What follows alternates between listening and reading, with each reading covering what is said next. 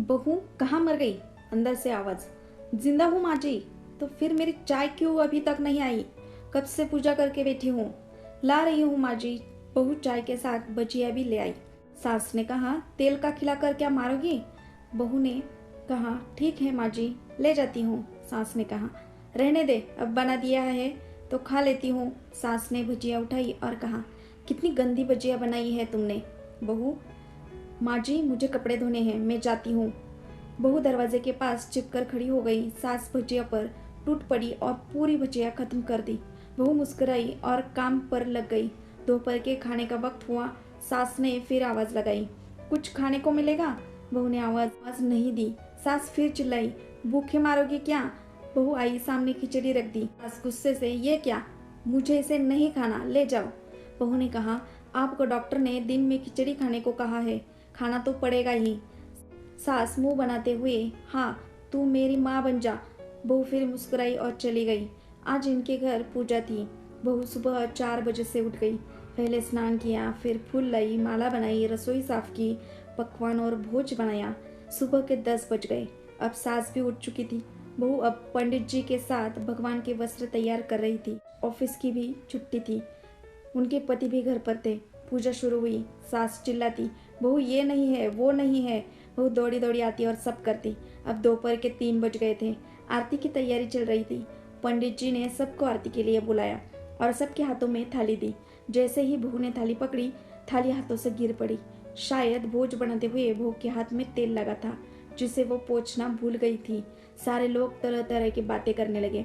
कैसी बहू है, कुछ नहीं आता, एक काम भी ठीक से नहीं कर सकती, न जाने कैसी बहू उठा लाए, एक आरती की थाली भी नहीं संभल सकी। उसके पति भी गुस्सा हो गए, पर सास चुप रही, कुछ नहीं कहा, बस यही बोल के छोड़ दिया, सीख रही है, सब सीख जाएगी धीरे धीरे।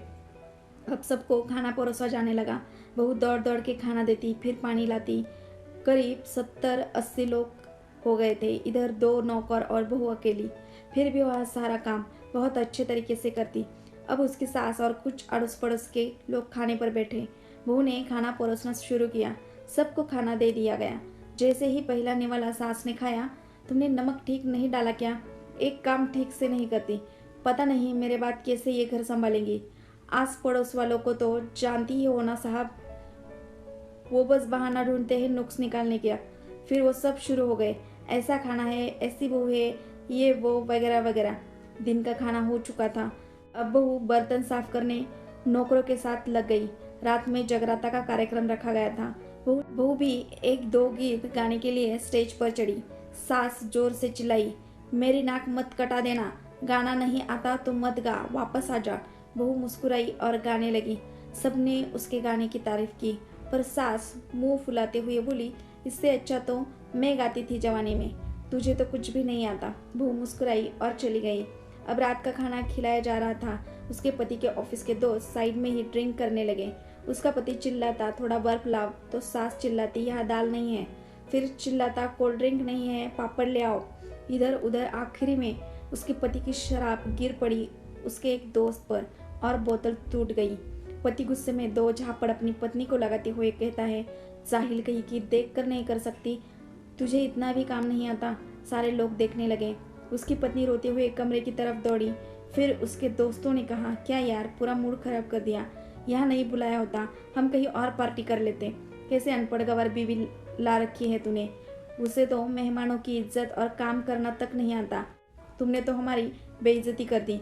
अब आस पड़ोस की औरतों को और बहाना मिल गया था। वो कहने लगी, देखो क्या कर दिया तुम्हारी बहू ने, कोई काम की नहीं है। मैं तो कहती हूँ अपने बेटी की दूसरी शादी करा दो, छुटकारा पाओ इस गवार से। सासू उठी और अपने बेटे के पास जाकर उसे थप्पड़ मारा और कहा, अरे नालायक, तुमने मेरी बहू को मारा, तेरी हिम्मत कैसे हुई, तेरी टांग तोड़ दूंगी। उसके बेटे के दोस्त कुछ कहने ही वाले थे। उसकी माँ ने घुरते हुए कहा, चुप, बिल्कुल चुप, यहाँ दारू पीने आए हो, जबकि पता है आज पूजा है और तुम्हें पार्टी करनी है। कैसे संस्कार दिए हैं तुम्हारे माता पिता ने, और किसने मेरी बहू को जाहिल बोला? जरा इधर आओ, चप्पल से मारूंगी अगर मेरी बहू को किसी ने शब्द भी कहा तो। अरे पापी, तूने उस लड़की को बस इसलिए मारा कि तेरी शराब टूट गई। पापी, वो बच्ची सुबह 4 बजे से उठी है, घर का सारा काम कर रही है, ना सुबह से नाश्ता किया है, ना दिन का खाना खाया। फिर भी हंसते हुए सबकी बातें सुनते हुए ताने सुनते हुए घर के काम में लगी रही। तेरे यार दोस्तों को वो अच्छी नहीं लगी, जूते से मारूंगी तेरे दोस्तों को जो कभी उन्होंने ऐसा कहा।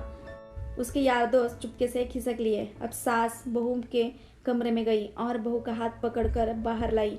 सबके सामने कहने लगी, किसने कहा था अपनी बहू को घर से निकाल के दूसरी बहू ले आना? जरा सामने आओ। कोई सामने नहीं आया। फिर सास ने कहा, तुम जानते भी क्या हो इस लड़की के बारे में? ये मेरी माँ भी है, बेटी भी। माँ इसलिए मुझे गलत काम करने पर डांटती है और बेटी इसलिए कभी कभी मेरे दिल की भावनाएं समझ जाती है। मेरी दिन रात सेवा करती है, मेरे 1000 ताने सुनती है पर एक शब्द भी गलत नहीं कहती, ना सामने ना पीठ पीछे। और तुम कहते हो दूसरी बहू ले आऊं? याद है ना चुटकी की दादी, अपनी बहू की करतूत? सास ने गुस्से से पड़ोस की महिला को कहा, अभी पिछले हफ्ते ही तुम्हें मियाँ बीवी भूखे छोड़ घूमने चले गए थे। मेरी इसी बहू ने 7 दिनों तक तुम्हारे घर पर खाना पानी, यहाँ तक कि तुम्हारे पैर दबाने जाती थी और तुम इसे जाहिल बोलती हो। जाहिल तो तुम हो जो कोयले और हीरे में फ़र्क नहीं जानती। अगर आइंदा मेरी बहू के बारे में किसी ने एक लफ्ज़ भी बोला तो मुझसे बुरा कोई नहीं होगा, क्योंकि ये मेरी बहू नहीं मेरी बेटी है। वो सिसकियाँ लेते हुए फिर कमरे में चली गई।